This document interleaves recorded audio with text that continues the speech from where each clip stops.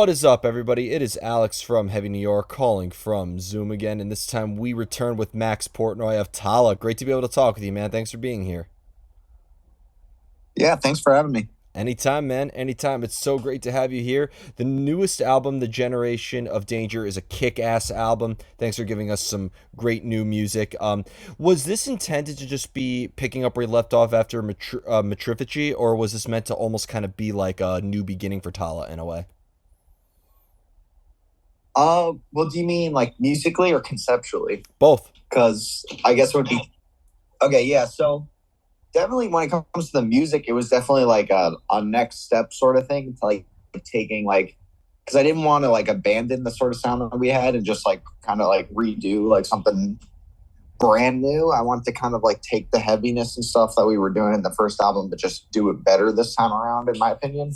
So we kind of like made that a big thing was like to we definitely introduced like new elements as well. Like I feel like there's kind of like some more punk and hardcore influence in this album as opposed to Matrifigy, but at the root of it, it's still like trying to just like make like heavy weird songs that have like good choruses and stuff like that. But as far as like conceptually and lyrically, it's its own thing. It's a brand new thing. Like Justin wrote a story that's completely new with new characters and the new storyline and everything. So it doesn't tie in with Metrifigy. It's not like it picks up where the last one left off sort of thing. hmm Was this, in terms of the sound, was this like a preconceived vision in a way, or did it just kind of happen that way as you guys were writing more and more together for the sophomore album?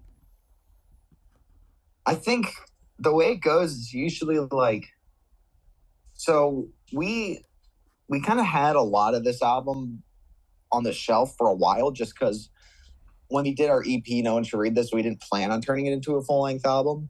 And then I started writing some of the instrumentals and stuff for The Generation of Danger after that. But then we ended up going back to No One Should Read This and turning that into the first full length album. So when we did that, we were like, we don't want to use these new things because Justin already started writing the concept, which didn't work with Matrifigy. So we're like, let's just shelf that, come back to it later. And then once we did Matrifigy, we kind of started looking back at all the songs that we had and all the ideas, and kind of just continuing to shape it and bring it to somewhere else. So it's kind of like there wasn't really like a full plan of like this is like how it needs to sound. It's just like when you're in that zone and started writing it, it kind of had like Matrifigy vibes, but in a like kind of a different energy. Like I was saying, kind of has more like I don't know. It's kind of like a lot of this stuff is a lot more like upbeat, it feels like, and chaotic. And that's just kind of like how it came to us when we were writing it. And then I think once we were like solidifying the sound and and adding all the finishing touches, at that point we were like, all right, so that's like what this album sounds like. Let's hone in on that and like really just get it all perfected so it's all like one big piece. hmm Well, because in between Matrifigy and The Generation of Danger, you also released the Taladin EP. Was that almost kind of in a way like the bridge between the two in a way? Was it almost kind of like the preview or the trailer to show the direction that Tallah would be going in? No, absolutely not. That was like a one-off joke thing that we put on our Patreon for like an April Fool's joke. That's not like an actual sign or like anything of what we sound like or our direction or anything. Like that's just a joke EP that we put on our Patreon. So I mean, it's not considered like a part of our actual discography or anything like that. You know. Oh, come on. You got to count it a little bit, man. I know it was a bit of a jokey thing, but like, come on, dude. It still had some musical genius behind it. You got to take some credit for it. I mean, I appreciate that for sure, but it's like I don't know. We when we do like stupid stuff like that are just like for fun, they're not like I don't want people like considering that like on par with like the two albums that we've done, which are like just like us being genuine, whereas that's just like, yeah, let's fuck around and like tell people we're dropping something new and then it's the whole soundtrack on our Patreon or something like that, you know? Yeah, I've always called. I like to use video game references. I've always called EPs the side quests of each video game. Yeah, So that's fair, yeah, for yeah. sure. What about your first EP? For it, like for a lot of people, Placenta was the first Tallah song we heard. Would you say that No One Should Read This has the similar vibe? Yeah, for sure. Well, not in a way because that was all original material, so that's still different than I think like any kind of like little cover thing we do just for fun. But yeah, I mean, originally it was not supposed to be a full length album. It was just kind of like, hey, let's make these songs, get it out there, and then eventually we'll make the full length. But yeah, it ended up we just like Justin originally had like a full idea for if we because when I sent him the songs, I sent him the 5 songs, and he was under the impression that it was just 5 songs from an album. Um, but I was just like, no, these are just the only 5 songs. He was like, oh, I kind of even like he was planning on writing a full concept for it. So when we went back down the road and we're like, why don't we just turn that into a full length? That's it. Kind of made sense because, like I was saying, it's all original stuff. It was just us. It wasn't like a fun little cover thing we did. Fair enough. We talked about this a little bit before with your art of drumming, but first, does Justin present the concept to you, and that helps guide your hand with regards to how you lay down the rhythm in a way, or do you prefer or have you always preferred to write all the music together before any sort of concept comes to fruition? Um, so it was honestly 2 different processes for both albums. For this album, Generation of Danger, we didn't know like the order or anything that we wanted to do. So a lot of it was just kind of coming up with the songs first instrumentally and sending them off to Justin, and then he would kind of mold the concept to it. So that's why it ended up being like almost like if you like look at the lyrics, it's like there is a story that's happening, but it's almost like each song is like their own unique little event that's happening in it. It's not very like chronological like Matriphagy. And I think that what the reason is because like I was saying, we were just kind of not really looking at it as like, yeah, we're gonna start at the start and we're just gonna piece it together from there. It was like let's just write the songs, make sure they're really good songs, and then figure out the flow that feels best after that. Whereas like Matriphagy was like I was saying, since we pieced it off of that first EP that we made, we already had kind of a layout at that point from because the EP was like the mini concept, and we can just expand it from there and be like, okay, we're gonna put a new song between these 2 songs, and that would be this part of the story, and then between these 2 songs, we'll put another song, and that will be like what links these 2 things. So that one was definitely more like building around the concept, whereas this one was building the concept around the good music, if that makes sense. 100%. I'm really glad to hear you mention that because when I listen to Matriphagy, I need to start off with Redicated and end with Red Light. Like, I don't think like, I don't consider the album to be quote unquote shuffle friendly. Whereas is it fair Yeah. to say, I love having this debate because it's almost like religion versus spiritual. Would you say that the Generation of Danger is more conceptual than it is a concept album, if you will? Um, I guess that can make sense. I mean, for sure, like there's just with the way Justin's writes, there's always a story going on. He's not the type of guy to just write like one-off songs all the times. So there is the story, but I think even Justin will say that it is more conceptual. Like if you listen to it from start to finish, everything does bleed into each other, but like you can pick out any of the songs and just listen to them. Like it works like that. And Justin even says that you can pick out individual meanings in each song. Like they could just be standalone if they needed to be. So yeah, I think it is a very different vibe and I like idea and concept as opposed to Matriphagy. Yeah. When you mentioned that, like you mentioned, like the term characters, do you feel like that in Tallah that you and Justin and Derek and everybody like portray those said characters in a way, or are you still very much just saying this is who I am and you're the same person off stage as when you are on stage? Um, I think it's different for everyone. I know, like for me, it's just if we're playing a live show, it's just me. Like I'm just gonna be myself. But I know Justin likes to like kind of include pieces of the characters from that album. For example, like he was like almost like dressing up in a way of like how like Kungan in the first album would dress and stuff like that, and that's why he would do like all the things with like the bunny ears and stuff like that because it was like it tied in with what was going on in the story and the character. And I know he likes doing that. So I think it's just kind of depends on who in the band. We're not gonna like go on stage and everyone's gonna be like a specific character from the story. You know what I mean? But I think it'll be like kind of a little bit of a mix. I think some of us just want to go up there and obviously we're gonna try and like make sure we all look like we belong on stage together, but it's not gonna be like we're cosplaying the characters that we wrote. You know? I got you. Um, Going to the back to the art of drumming, I was having a discussion with Justin from Killswitch Engage about this, and a lot of people think that because drums don't have melody behind it, there isn't much emotion behind it, which I think is bullshit. For you, there's a lot of emotion that you channel within your instrumentation, right?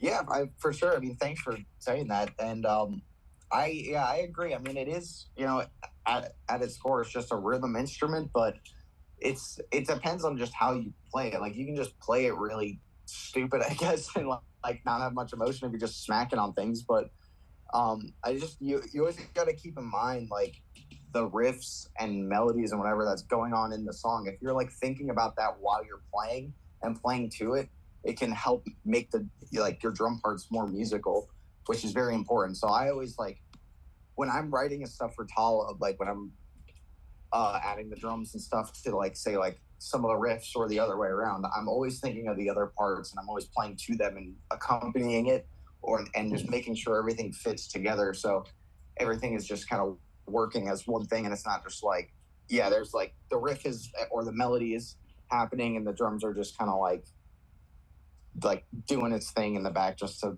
keep time or whatever. I think like it's important to make sure it's got the grooves and musicality of, as everything else. Hmm.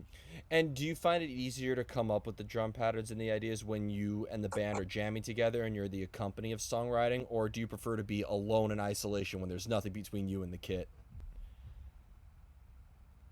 Um, it's kind of a mixed bag. I honestly like being alone a lot of the times when I write. I don't know why. Like it's just a weird thing. I feel like when I can get my ideas out better when I can just like think about it and not have like anyone else to try and be like pitching it to like the whole time. Like if I can just like think about it on my own and get everything ready, then I feel like it's just easier and better for me. Like if I'm like sitting there coming up with a song and I have like a riff or something, it's just easier for me. Like, but even that, if I come up with like a riff first, I kind of just have the idea of like how the drums would go already, just because I can like picture like how they work together when I'm writing it. Um, I guess like sometimes maybe I've tried experimenting with like changing different drum beats under a riff and try and find the best one. But for me, generally, it's just like it usually like since they always go together in my head, they just kind of like when I'm writing either one of the instruments, it just kind of works out Hmm. like comes pretty naturally. And being that you also toured with Code Orange, and you know their music has a lot of differences between Tallah as well, did maybe playing with Code Orange teach you some new things to bring into Tallah on a rhythmic level as well?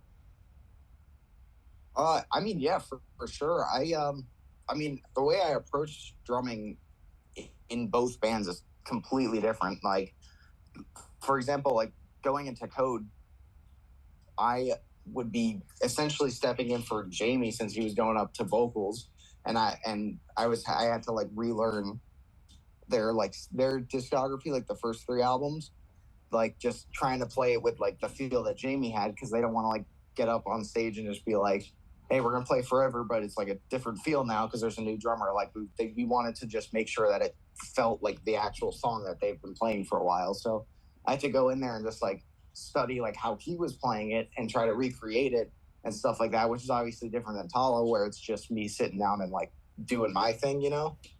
So there was a lot of like figuring that out and trying to, and plus they're like, when I play with Code, we're all very like, everything's super tight and we want to be as tight as possible. Whereas with Tallah, I feel like it's a little bit more of like we just get up there and like jam our songs sort of thing. You know what I mean? Yeah, So there's a lot, there's a lot more of like precision and trying to like make sure this is like, I don't know, like as tight as it can go. I'm not saying that we're trying to be like robotic or anything because there's still a lot of feel that's incorporated, which was like what I was kind of just talking about a second ago. Like recreating Jamie's feel was like a big thing. So I have to kind of like learn how to like swing the beats the way he would on those old songs. So yeah, it was just a lot of work, which was different than what I would do with Tallah, where it's just kind of like me naturally playing as myself, sort of thing. It's funny you mentioned that too. Ironically, I feel like Tallah is like a very, very raw and very like sort of like capturing the moment, punk, fuck all, which I know is Code Orange's background too. But with a song like Bleeding in the Blur or Sulfur Surrounding, where it's a lot more melodic and stuff, I felt like there does have to be a little bit more precision, right? Hmm. Yeah, I mean, that's especially with Underneath, like for sure, like a lot of the songs were very like had this kind of like just really sharp feel. I don't know if that makes any sense, but like all of it was very like precise and like just had to be like all like these crazy technical rhythms and stuff that like we had to lock in with each other. It's not like if we were all playing it a little bit off, especially with like all the stuff, the samples and stuff that Shade's playing, like at the same time, like if we're all a little bit off from each other, it just starts to sound like not as clear. So we just have to spend like a lot of time rehearsing together to make sure we're all, in sync and like super tight so it can all sound amazing live. And I mean, I love it because they put so much work into all of that. Like every aspect of the band has so much work put into it. Like when I first got with them, we were rehearsing for like a month straight and just like grinding on the same stuff to the point where like, it sounds good, but let's just keep grinding on it to make it sound as best as possible. And it pays off for sure. Like it's like I was saying, it's kind of two different ways of approaching it with both of the bands, and I really like being able to like have the two different things to go between. Yeah, definitely. And when you're playing live, I always ask, like, singers and guitar players, like, if there's a similar energy to playing live as opposed to the album because, they're moving around on stage and all this. But with drums, you're sitting behind the kit, you're staring at the same cymbals and toms, whether in the practice space or in a studio or on the stage. So is it fairly similar live when you're versus when you're in a studio, or is playing live completely different to begin with anyway? Yeah, I would say live is just, especially with like what we do, like I was saying, like in either band, both bands are both very like high energy live. So like I'm constantly just trying to like have good energy for the live performances. Whereas like when I'm in the studio, I'm not really even like I do like headbang and stuff if I'm like feeling it, but usually I'm just more focused on making sure the playing is great in the studio. Whereas live, I'm more focused on like both aspects of like making sure everything's tight and sounds good, but also trying to put on a show and like have a lot of energy. So the studio is definitely a little bit more laid back and just kind of focused on just the playing, whereas like the live is like a full body and like mind sort of thing together. Well, as somebody who has seen you play with both bands before, like I could tell you go all out when you're on the kit, which is awesome. And it's funny, it's weird to hear, or I wasn't expecting to hear you say that the studio is so chill, because I'd imagine that with the studio, it's a more static and more controlled environment. So does that at all maybe make it a little bit more difficult to sort of capture that live aggression and that live energy that you channel into it? Do you almost have to kind of put yourself in a certain mood before you go into tracking drums? Um, I mean, I feel like I kind of approach them mentally the same way. I'm just like more aware of like not trying to like be chaotic and trash anything in the studio. Cause like with Tala, I've like definitely like I just hit like really hard and like to the point where like I'll just like kick over like stands and shit, and I just can't do that in the studio because like I don't want to like damage anyone's mics or anything like that. But yeah, I don't know. I mean, like mentally, I just it's the same thing. I just am a little bit more like aware of like being precise and not being so chaotic with it in the studio. When it comes to the songwriting, is it really better if everybody in the band is on the same page and feels the same way about a certain song? Which I really think that with 5 members and 10 songs or however many on an album is impossible. But like, do you think that maybe all of you could feeling differently about a certain song could actually help add contrast to the material? I think in certain situations, I think if people feel differently, but they all agree that they want to work together to make something that feels cohesive, then for sure. I like I've worked with people in the past where it's just like one person has one idea, one other person has another idea, and it's like it's got to be one or the other, and it's not trying to like find somewhere in the middle. And that's when it's like not good. That's when it's probably better for like someone to just like if no one's gonna like give into that, then I don't know, someone's just gonna end up being unhappy and end up. I mean, it's not necessarily gonna be bad if you go either way, because if two people are really passionate about a certain vision for it, then if you can find people that are like in agreement that they want to like work together to get something, but want to also make sure they stand true to like the stuff they like and the way they're seeing it, that's probably the best way to go about it, you know? Definitely. So before we go, I want to thank you so much for your time today and for another awesome conversation. Thanks for an awesome part two. Just with Tallah, the generation of danger, what else can we be expecting for 2023? If you're allowed to say, of course. Well, we just got some festivals in May, I believe. Which ones are now? Sonic Temple and Rockville and some other ones. So we'll be starting to play some shows and stuff again. And yeah, I mean, just trying to play off this album because like it came out right at the end of 2022. So I was mixing up the years in my brain. It just came out, and we haven't even like played a show yet for it. So I think in 2023 now we're going to be like really hard focusing on bringing that album live, because we've only been able to play like a handful of the songs that came out as singles at the end of last year when we were touring with like all the Metrifugy stuff. So it's going to be a lot of focusing on getting that stuff out in live now. Yeah, and we look forward to hearing it. Thank you so much, Max. Everybody, we are here with Max Portnoy of the almighty Tallah. Be sure to check out the Generation of Danger. Pick it up now while supplies last forever. We will see you next time on Heavy New York.